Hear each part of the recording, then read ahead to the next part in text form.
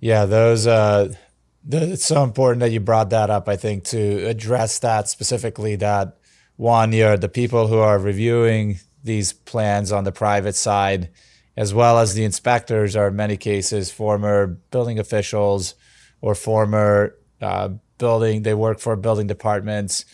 And the one instance too, the one of the projects we worked on uh, was the reviewer. No, I'm sorry, the inspector, uh, Greg. He was, I think, former building official for the jurisdiction that we were working in. So, and it's not that these guys are going to be taking shortcuts or anything like that, but it just shows our clients, gives them that extra peace of mind that these guys have been on the other side and they know what they're looking for. So it's just, I think that is important to kind of point out that your staff is very much in. They were in the trenches before, and they're not necessarily somebody that's brand new, fresh out of college, necessarily with sort of no experience in the field to know what they're looking for, because you're trusting them to have their back and to be able to enforce and look for the things in the field to make sure that everything is compliant. Yeah, and I guess I'm so glad you brought that up because big shout out to Greg. He's awesome, by the way. We had He's a awesome. great time with him. Till this day, he's somebody that my team is probably, excuse me, tired of me talking about. But he was so passionate about the industry, and that man was a walking encyclopedia. Like quite literally, anything you would ask him about code, he either had solid knowledge on or had an inkling of what needed to happen.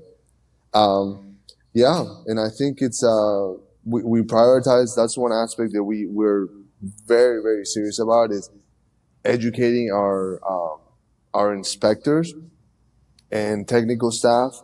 That's why we have engineers. That's why we have ex-building officials. We have people that used to be chief mechanical inspectors at whatever jurisdiction. So we try to go above and beyond what's really even needed for the inspectors. One, because again, we all not only look at it from, yes, we're trying to get your building up and running, but it's a securing your asset sort of thing, right? So Right. we have liability on these projects for about 5 years, while the municipality is immune, right? So if they miss something or whatever, everything falls back on the contractor.